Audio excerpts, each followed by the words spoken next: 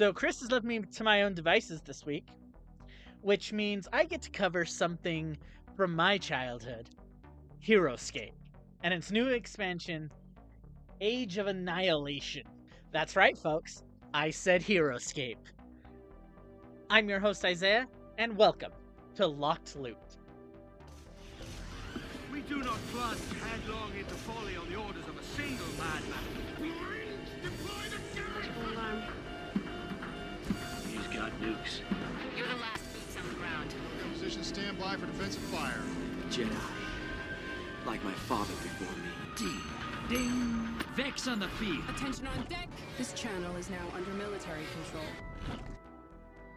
Now, some of you guys heard Heroscape and were like, I remember that game from the childhood. I remember it because it was my first wargame experience. Now, I had never played tabletop wargames with miniatures before. Heroscape. It was simple, it was easy to play, it was very fun and interactive, and then it fell off the face of the earth. I'm not sure why. I want to do some more digging, so in a future episode we will be covering the history of Heroscape, but for now we're just talking about the new stuff, because Hasbro is gracing us by bringing back this old game. Now, I don't know if this is going to be a reboot or an expansion, but it's sounding like it's an expansion, because the company that's done this has done this for a few different games. The company is Avalon Hill. I'd like to shout them out. They do some great work. They've worked on Betrayal at Hill House, and I believe it's called Monster Quest. I'm not as familiar with some of their other works as I probably should be, but they do some great works. They've also done some expansions for Risks, and they're partnering with Hasbro and working through the Hasbro Pulse program. Either way, they're talking about Heroscape, and they're bringing back Heroscape with 4 new factions. Now, we're talking about what's been showed off so far because they're doing their big event on October 1st where they're announcing everything with the Heroscape. We mostly have like designer notes and new faction stuff, but they originally showed this off on Gen Con, and I am kicking myself for missing this when I covered Gen Con, because when we covered Gen Con, we covered a lot of stuff. But we missed this. I feel like I missed the forest through the trees, and I am mad at myself. But we're going to kind of go through it, dev diary by dev diary, and preview by preview, just to look at it and say what's coming up, because there's some cool stuff here, and I already like the ideas behind it. Now, I would like to know if this is an expansion. I'd like to know more about what's coming out, and I feel like we will. We'll see a lot more of what's supposed to be coming out, because right now we have the new faction ideas and a bunch of concept art. And so I really like how this is going to come out and how these look. So we're just going to jump into it straight on. If you want to look at this, head over to the Hasbro Pulse website under their blogs in Avalon Hill. I will link it in the description. All right, let's jump into this by kind of taking a look at the concept art for the Dawn Raider. What a weird name, and kind of hard to read on this concept art. But, oh, I'm a fool. I should have just remembered that their name is listed above. Do that all the time. Oh my lord. The Dawn Raider Syndicate. So it's a new faction. Very much has that like steampunk vibe to it. Reading through everything, they show off the Monster Slayers, which is a unique squad of creatures, and the Widow, which is a unique commander. And they're kind of highlighted in the text they showed about how this new faction is going to operate. So this new faction very much seems like a in-your-face, bodying you melee style kind of faction, which is what we love. We love that part of Heroscape, the melee versus range. And so how they kind of differentiate this unit from other... I say unit, I mean faction. How they differentiate this faction from the other ones is very much in the synergy. They're adding something new. So at the start of the game, choose one unique captain you control to be their chosen assigned captain. This is for like a unique squad like the Monster Slayers. While within 4 clear lines of sight spaces of their chosen captain, roll 1 additional defense die against attacks from non-adjacent figures. Before taking a turn with the squad, the Monster Slayers in this case, you may take a turn with their chosen captain or a Dawn Rider Syndicate hero you control. And then, of course, the unique power of the commander, which is the Widow. If there is an order marker on the Widow, all Dawn Raider Syndicate figures you control gain 1 additional attack die when attacking adjacent figures. So this is adding a little bit to the depth where you're manipulating your order control. Order control. Wow, very much something when you're seeing this, like the new stuff, and you coming from like Legion and Armada and dabbling in Warhammer, you come back to this and you're like, whoa, how much of this, like, how much of so many of our gaming do we like? Okay, so this isn't the original war game, but this is the one that a lot of kids played. Probably. So this is like the new generation stuff. So coming back to this, I'm just like mind blown by how much stuff here I'm like clicking for the first time, because I got all the hero stuff out, and I it clicked with me all of a sudden because I'd been playing Legion, I've been playing Armada, and all of a sudden I'm like, order control, taking extra turns, synergy. This all makes so much sense now, and so I really need to play this game more, is what it looks like. But from this, it looks like, yeah, this faction, the Dawn Raiders, are supposed to be melee focused, very much melee focused. They decrease their wounds from ranged while increasing their attack when they're close to their commander. This is this is the Squadron Ball faction where you just want a horde of them running at the enemy. And then, of course, in the same blog post, they kind of showed off because they're like, yeah, we're coming out with these new factions, but we're also expanding some older stuff. So they showed off the Morrow Pirate, which is a unique hero, which is kind of cool. They also stated in this that it would be backwards compatible. They're looking to add stuff, so I feel like there's going to be a new rule set coming. But again, uh, they are not looking to do a remake. They're looking to expand. And they showed off some other characters as well. This one isn't named that I can see, but it looks like a commander with like on top of a little dragon, which is really cool. And of course, another pirate. So I'm really excited for what this faction has to offer, and they are being very like minimalistic with uh what they're revealing, because again, the big stuff is coming on October 1st. So keep an eye out for that. But again, they had so many blog devs where they're just showing off everything. And so we're going to move on to the next one, the Ironclad Collective. Now, this is an interesting faction because they're very much a terror-oriented group. They kind of give off this body horror kind of look. Emulate themselves into monstrous war machines. Uh, Now, it's very interesting when you look at the designs because they very much have this like body horror element in mind, where they're flesh mixed with machine. They've kind of forgotten the past.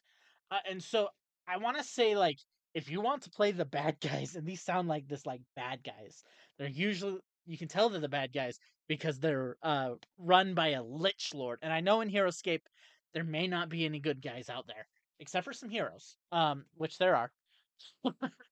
But these guys certainly are terrifying. And when you look at these things, there's so many different designs that they can run off of, and so many different masks. You're like, oh my lord, you've got some big things with guns and tentacles, and then you've got these like machines with spider arms. And it is an amazing thing when you just look at these. And I can't wait to see these in miniature form. They're supposed to be these merciless machines that are marching and striking fear. So I can't wait to see how that kind of plays into the gameplay, if they have any mechanics around that in mind. And I think we'll find out about that on October 1st. But for now, it just looks like these designs that they're shooting for is evoking that body horror terror that would come from man mixed with machines. And then, of course, we got our standard ninja in the background. Again, Shogun. It may not be an actual ninja, but an assassin type character. Showed off a unique hero there. Very interesting stuff. Kind of basic there, which is good when you're seeing like these other things, monstrous machines and forges on the battlefield and lich lords to see, hey, yeah, we got an assassin. Simple. I like that diversity. It's really nice. And I can't wait to see these kind of play together. Of course, that's like a little bit short one. Not too much there on this faction. I think that's because I think they're holding off on those because they don't want to give up too much information about their factions before the big reveal. And I think that's going to be the big faction because looking at the designs, bringing those to the board and those like shapes and everything, bringing those to the board and modeling and getting those printed, those models are going to be so cool. All right, and then we got the third faction here, which is the Dryan Lifeborn Order. Now, these are the druids and dryads of Valhalla, which, if you look at the designs here, they definitely have that forest vibe to them. You have different, like, fey-looking things, you have giant monsters, you've even got this, like, half deer, half man kind of centaur thing, which is really cool. And it's definitely gonna see these miniatures, like, oh my lord, if these concept arts are, like, close enough to what the miniatures are coming, these miniatures are going to be fantastic. Now, the unique hero for the Dryan that they showed off is, of course, the Scion of the Wilds, which is a mage who kind of wields it forward, commanding its legions. Now, and so one essential key to the Dryan's tactics, according to this, is their usage of etherealic familiars. Now, I feel like how this faction is going to work is you're going to have your unique squads of Dryans. Of course, you're going to have your squads of Dryans and squads of these familiars or unique heroes. It looks like a lot of these familiars will be unique heroes.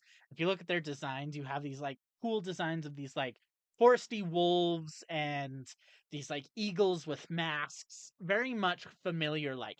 So I feel like how this faction is going to operate, and I'm going to be completely wrong about this, just watch, is that you're going to be using these familiars as not as disposable characters, but kind of forward lines. So it's going to be kind of where you assign them to their commander, kind of like the Dawn Raider. Dawn. I'm going Dawn Raider. Correct me if I'm wrong. I'm pretty sure it's Dawn Raider. I don't know why I said Dawnbreak, but I feel like these familiars will be tied to these like other unique characters. For instance, maybe you'll have a wolf tied to the Scion of the Wild. You'll be able to tie different familiars to the different scions. And so they'll have this bond where it's like, okay, you can send the familiar in, and then uh the master, the unique hero that the Dryan, I'm going with Dryan. The Dryan to the familiar will be able to either recall it or bring it back from death. And so you kind of got to kill the Dryan to kill its familiars. Otherwise, they'll keep coming at you. And of course, they're not just forest themed, but they also showed off the Master of Tides, which they specifically said that this is going to be with the Dryans, and they're super diverse because they kind of represent the wilds. And so, of course, the seas are included to that. So you look at this character design here, and you got this mass of tendrils and these serpent-like creatures, and of course, kind of merfolk and Shahhagen in design. So you definitely have this cool stuff here. And so I can't wait. Um, I can't wait for these faction to come out because honestly, if I had to choose a faction, it would be this one. They look so cool, and I feel like the familiar effect is going to be interesting, especially if I'm right. I could be very much wrong. Uh, and of course, on the last thing here, I got to talk about this because the last picture here is, of course, of a giant robot. Says the old one fell in battle. Is this Deathwalker 10,000? Because we've had Deathwalker 8,000, and then we have Deathwalker 9,000, and now we have Deathwalker 10,000. Come on, give me my Deathwalker 10,000, guys. Let this be it.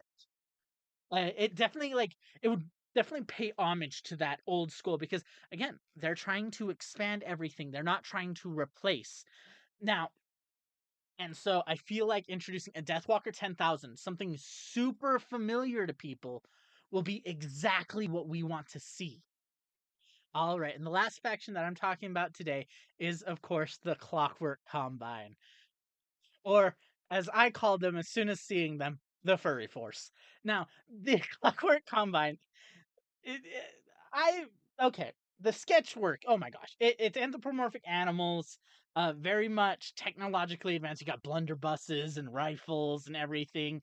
It talks about them like airships and rapid deployments and everything, but they're still animals, which is hilarious. I do think that's funny, and it will be interesting to see these miniatures. Of course, like you see the Imperator Kane is the unique hero that they showed off, which is a I want to say that's like some kind of mongoose or not a mongoose, like some kind of weasel type thing in like a mech, which is kind of cool. They got these airships and everything. So looking at this faction, just overall, they have a lot of guns. They do machines. So I feel like it's going to be a blend of you're going to have some characters that can repair the machines. You're going to have some that run the machines or are the machines. And then you have ones that are ranged. So this is very much a kind of ranged faction. They're going to be looking to get into the battlefield very quickly to kind of set up their position and hold it. They're going to be ranged to kind of fend off attackers. And of course, for that rapid deployment, I feel like, just based on what I'm looking at here, they volunteered to hitch a ride with the air captain, which means I really think there's going to be a mechanic for setting aside units and deploying them into the middle of the battlefield using these. Whether that be like a deployment step or something that comes later, it'll be interesting to see. But overall, I'm really happy with this faction. It's very funny. I still don't think they beat the Dryans. I like the Dryans. I'm gonna be honest. My favorite is the Dryans. Bring me the Dryans. And the last thing they kind of showed off here was a human soldier with a jetpack. This is a hero. We've seen these like soldiers from the initial one. I can't remember what his name is, but he's a unique hero, and I feel like it's going to be an adaptation of him. They kind of done this, and then we've got a few of them where we got the Morrow Pirates.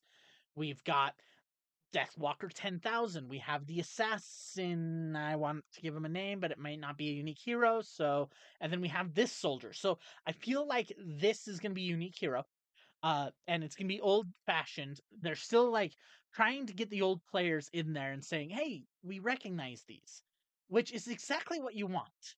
Now, coming up right here, this is where we stop covering what they've officially published and kind of talk about like what this release as a whole means and what its success could mean. Because that matters. That really does matter. Whether this succeeds or fails matters a lot. Because you look at Heroscape, and I'm not sure the reasons why Heroscape fails. Maybe in an upcoming episode we'll cover the history of Heroscape and the reasons why it succeeded and the reasons why it failed. And I kind of got talking with this, and I remember the old sets back in 2000s were like 200, $250 or something like that for like the big master sets. And that could be after its inevitable downfall and it's stop being printed. It's still a popular game, which means that I feel like what happened is the cost of it became so large that Hasbro could not afford to keep this game going. And I feel like what happened and why Avalon Hill has been able to pull this off is they come back and they say, guys, we have 3D printing now. We can print these models. We don't have to paint them. And that's something that's a whole animal in itself, whether or not the painted miniatures or not, because the old painted miniatures were a big selling point of the game because that's a little bit of a barrier to entry for some. But in my experience with wargaming, as long as you're not Warhammer and you're tying like your colors to mechanics, you're fine. You're completely fine. Like let's take Legion for example.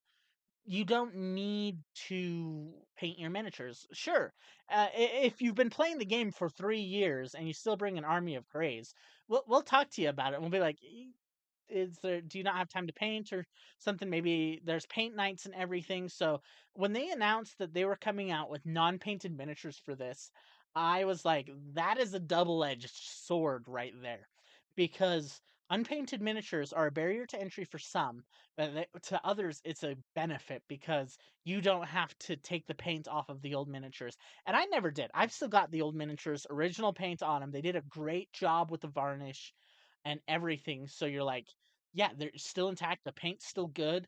The dragon looks fantastic still. But these like non-painted miniatures give you the ability to customize your army. When you build your army based on all of this, you'll say, okay, maybe I want certain paint jobs on these guys. Maybe I want certain looks for them.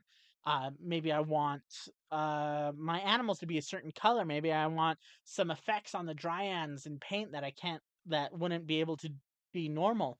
It's a customization option too. So I see the benefits of both sides. But I think what we're going for here is kind of within the same affordability of other war games.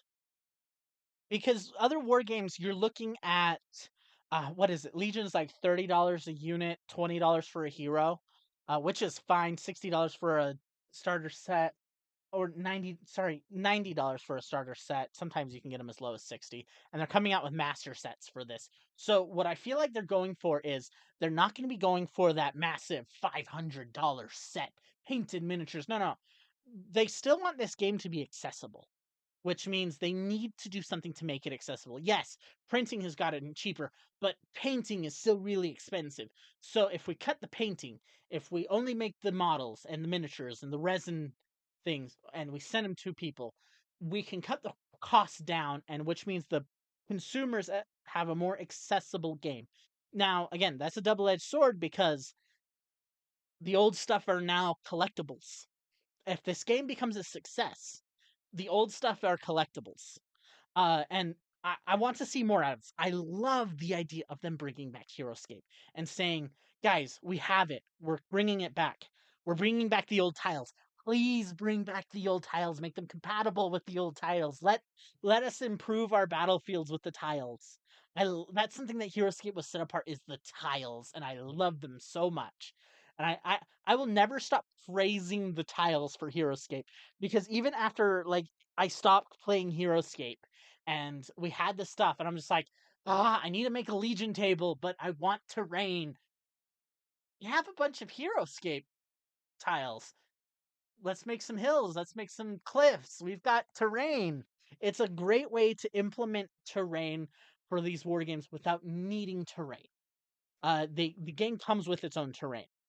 And so if the tiles come the same way they did, with the green and the little bit of paint there, wouldn't be a problem for me. I would still enjoy it. Now, kind of on the same thing, they are smaller, which is all right. I'm all right with them being smaller and bringing this back because that probably means they're fans of the game. That's a big thing that matters is they're fans of the game. And I believe it was like some of them were like organizers. I didn't look too much into the backgrounds of the creators because I firmly believe that the art should stand for itself. And in this case, I say they are expanding on this game. Yes, it's going to be backwards compatible. Yes, it's going to be simpler than other war games that you played. That is the point. Heroscape has always been about accessibility. It's very accessible for younger people. They even had the like uh super easy mode essentially.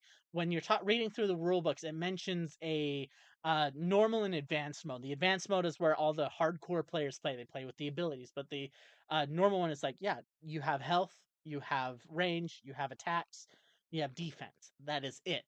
You don't have to worry about anything else. It's super simple. It kind of eases you into the games, and the rule set is super intuitive. So that'll ease you into the game too. The game is accessible to younger people. Honestly, Heroscape coming out right now means it's coming out just in time for a new generation to catch it. New generation of wargamers who learn Legion, who learn Armada, come back and say, wait, I remember something about this from Heroscape because when I was rolling attack dice and defense dice in Legion, I was like, oh man, rolling attack dice and defense dice goes back to the different rules, but Heroscape. I loved Heroscape as a kid. It was so much fun. I didn't own it either. I played it with a neighbor, which was a lot of fun until I got like my own little set and got to play with it. But I'm so happy that Age of Annihilation is coming. And of course, the creators, just thank you to the creators. Check out Avalon Hill's other stuff. We are not sponsored by them. Do not think we're sponsored by them. We are not sponsored. We do not have sponsorships. My praise for them comes out of a desire to see this project succeed. And because they're bringing back my childhood, guys. I don't want to sit here and essentially like talk out of my, behind for all eternity about this game and why I love it. And we'll probably be covering Heroscape in the future as well. So please, if you enjoy the content, follow us, subscribe, share it with your friends. That's the most important thing. Share it with your friends, whether that be sharing on social media, sharing wherever you're at. We do post to YouTube, so that's a super accessible way to get to our podcast. We're just at Locked Loot. Of course, all links are in the description. I'm your host, Isaiah. I thank you for letting me rant here for about half an hour, and I'm logging out.